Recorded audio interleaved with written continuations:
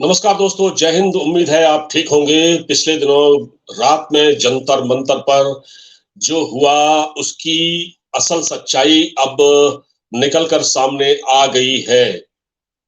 आपने देखा होगा कि आरोप लगाया था पहलवानों ने जो जंतर मंतर पर बैठे हुए हैं ब्रजभूषण सिंह के इस्तीफे की मांग को लेकर, उनकी गिरफ्तारी की मांग को लेकर उन्होंने ये आरोप लगाया था कि ब्रजभूषण सिंह ने उनके साथ ज्यादती की है।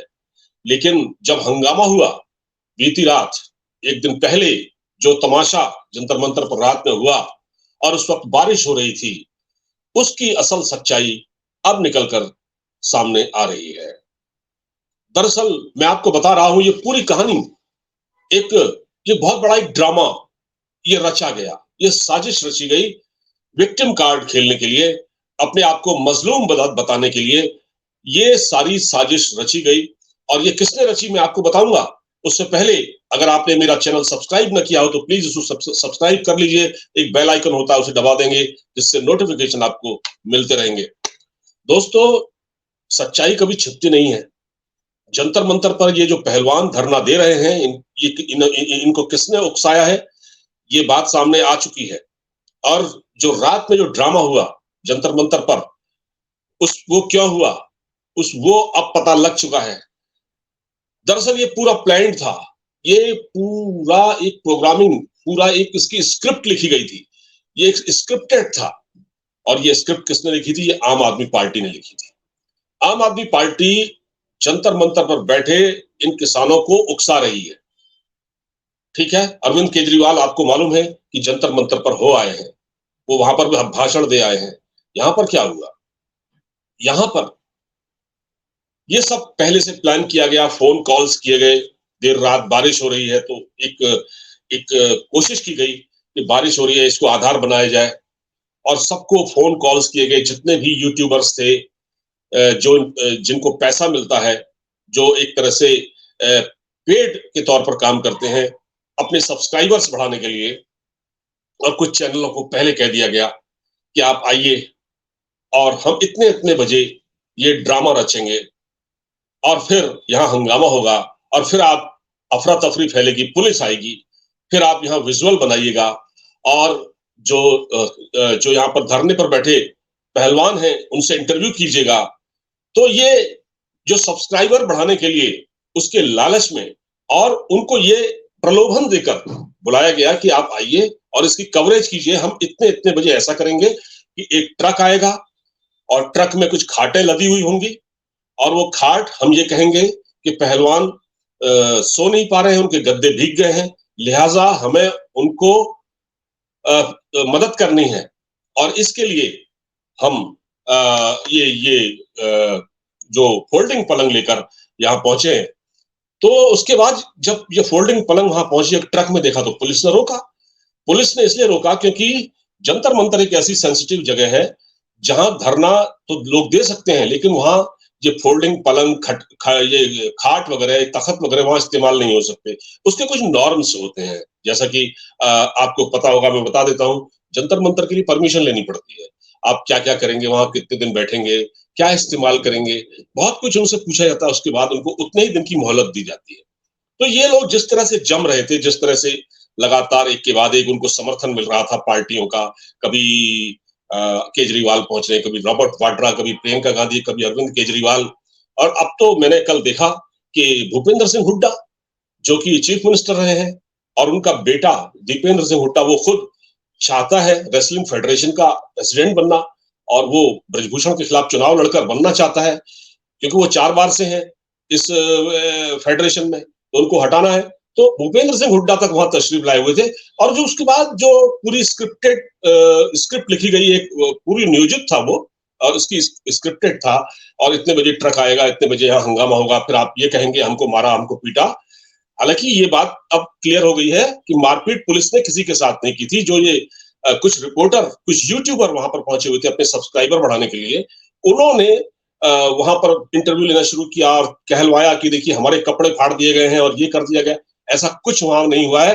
और उसके बाद जो सीन क्रिएट हुआ वहां पर मौके पर, वो कुछ ऐसा था। मैं आपको दिखा देता हूँ। ये जब सामने आया, तो हमारे फट्टे आ रखे हैं सोने के लिए। आप अंदर जाके देख लेना, पानी भरा हुआ, सोने की जगह नहीं है हमारे पास, किसी के पास भी।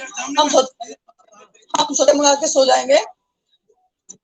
अंदर जो भी है वो अकेला कुछ नहीं थी, वो खुद धक्के मारने लग गया, हमें धक्के मारने लग गया। तो फिर हम उनको बोलने लगे, तो ब्रजभूषण जो इतने कांड कर रहा है, वो घर में मजे से सो रहा है बेड पे, हम मेरे को तकते के वो तो काट के पड़ रहे हैं, जो भी बने वो लेके आ रहे सोने के लिए, उसमें भी इनको वो कि सो जाओ मर जाओ, मारना ही है तो वैसे मार दो, मारने के लिए तैयार है। इतनी इतनी इज्जत गिराओगे क्या? अब अपनी मान सम्मान की लड़ाई लड़ रहे। ये जो ड्रामा पूरा जो क्रिएट हुआ है ना वहां, ये क्रिएट कराया गया है। दरअसल हुआ क्या कि सुप्रीम कोर्ट ने तो इनको झटका दे दिया। सुप्रीम कोर्ट ने कहा है कि देखिए आप निचली अदालत में जाइए, हमने जो अपनी जिम्मेदारी थी वो पूरी कर दी, हमने आपको सुरक्षा देने का वादा किया था, हम सुरक्षा दे रहे हैं। हमने एफआईआर दर्ज करने के आदेश दिए थे, एफआईआर दर्ज हो चुकी है, एक एक नहीं दो दो। तो अब इस मामले में जो कमेटी गठित की गई है वो जांच करेगी।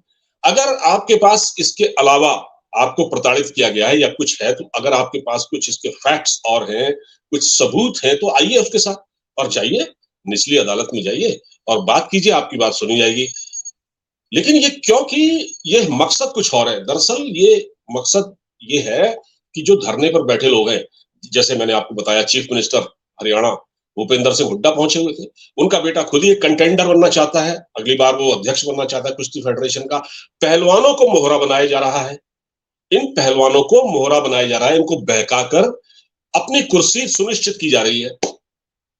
अब आप देखिए, इसमें से कुछ पहलवानों में से भी कुछ ऐसे लोग हैं, ये पहलवान ऐसे नहीं है कि कोई बहुत गरीब घर के हैं, इनमें बहुत सारे खाते पीते हैं और इनका बहुत सारा इनको खाना भी खिलाया जा रहा है। दिल्ली के कोई 5 स्टार होटल में उनकी सीट बुक की गई है, बहुत कुछ वहां हो रहा है और ये अपने आप को मजलूम साबित करने के लिए, और ये एक बहुत बड़ा प्रपंच रचा जा रहा। आप देखिए वहां जो उसका क्या काम था, उदित राज का क्या काम था। उदित राज जो कि एक अनुसूचित जाति के नेता हैं, है? वो जो अभी राजनीति कर रहे हैं अपनी, वहां बैठ के वो वहां पहुंचे हुए थे। तो वो कुल मिला के जंतर मंतर, क्या ये जातिवाद का, ये एंटी नेशनल एक्टिविटीज का अड्डा बन गया है? यहाँ पर क्या हो रहा है?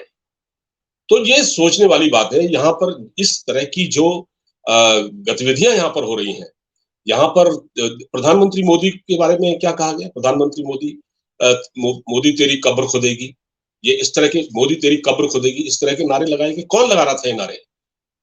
अगर ये नारे कोई लगा रहा था तो उसको रोका क्यों नहीं गया? इस पूरे पूरे जो इस जंतर मंतर पर ये जो पहलवान अपने इंसाफ के लिए बैठे हुए हैं, इसका राजनीतिकरण हो चुका है। इसमें बहुत सारे लोग ऐसे हैं जिनको चुनाव लड़ना आने वाले दिनों में, इन पहलवानों में भी बहुत सारे ऐसे लोग हैं जिनका करियर अब खत्म हो चुका है। इन्होंने जो पाना था पा लिया, ठीक है, इन्होंने देश के लिए गोल्ड मेडल जीते, बहुत अच्छी बात है, हम उनकी इज्जत करते हैं, उनको उनका सम्मान मिलना चाहिए। लेकिन अगर वो ब्लैकमेलिंग पर उतारू हो जाएंगे और सीधे सीधे ये कहेंगे हम यहाँ से नहीं हटेंगे, और वो ये भी कहेंगे जैसे बजरंग पूनिया ने कहा कि यार ट्रैक्टरों को ले आइए जी, जो बॉर्डर पर खड़े ट्रैक्टर और जितनी खाप पंचायतें सब यहाँ आ जाइए। तो आप क्या चाहते हैं? इसको दूसरा शाहीन बाग बनाना चाहते हैं? आपके इरादे क्या है? आपका जो ये आंदोलन है ये तो राजनीतिक हो चुका है, या ये इसमें तो जातिवादी लोग घुस गए हैं, जैसे उदित राज टाइप के जो लोग हैं, जो 2%, 1% भी दलितों का समर्थन जिसको प्राप्त नहीं है, वो अपने आप को अनुसूचित जाति का नेता कहता है, दलित नेता कहता है अपने आप। ये लोग माहौल बिगाड़ने की वहां कोशिश कर रहे हैं। और ये पूरा, जब मैंने आपको बताया ना, ये पूरी स्क्रिप्ट लिखी गई थी। आप इतने बजे आइए, इतने बजे खाट आएंगी, इतने बजे ट्रक लोड होगा, इतने बजे उतरेगा, और फिर यहाँ पुलिस उनको रोकेगी। सोमनाथ भारती को पता नहीं था कि यहाँ ऐसा हो सकता है। सोमनाथ भारती एमएलए आम आदमी पार्टी का, और वो एक वकील भी है, उसको क्या कानून का इतना भी इल्म नहीं है कि भाई यहाँ पर ऐसा हो सकता है? तो ये सारे जो जो कोशिशें हो रही हैं, ये बहुत खतरनाक है। ये जो साजिश रची जा रही है ये बड़ी खतरनाक है। और पहलवान, इनमें से कुछ पहलवानों को तो क्योंकि अब चुनाव लड़ना है, क्योंकि उनका तो करियर खत्म हो चुका है और उन्होंने जो हासिल करना था कर लिया है। लेकिन ये अब ब्रजभूषण सिंह को हटाने से ज्यादा अब ये एक मुद्दा बन गया है कि बहुत सारे लोगों को इसमें अपना करियर नजर आ रहा है, इसमें अपना सियासी करियर चमकता हुआ नजर आ रहा है। वो लोग इस आंदोलन को खाद पानी दे रहे हैं। पहलवानों को अगर इंसाफ चाहिए हम पहलवानों के साथ हैं। पहलवानों के साथ जो हुआ है वो उसको जायज नहीं ठहराया जा सकता।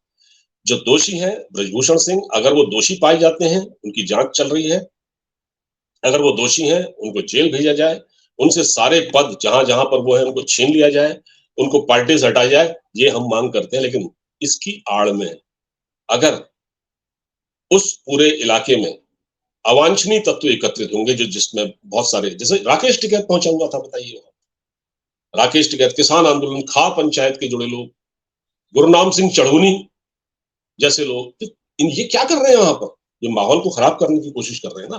तो कोशिश करें, हम ये जो पहलवान है इनको लोग समझाएं कि ये किन लोगों के हाथों का मोहरा बन गए हैं। इससे इनको इंसाफ तो नहीं मिलेगा, लेकिन इनका नुकसान हो सकता है। अगर इंसाफ की जंग लड़नी है तो अपने दम पर लड़नी पड़ेगी, ये किसी पार्टी का मोहरा बनकर नहीं। ये इसको स्वीकार नहीं किया जा सकता। फिलहाल इस बातचीत में इतना ही, इजाजत दीजिए और वीडियो को ज्यादा से ज्यादा शेयर कीजिएगा अगर आपको हमारा कंटेंट पसंद आए तो, और चैनल को सब्सक्राइब करना मत भूलिएगा। नमस्कार, जय हिंद।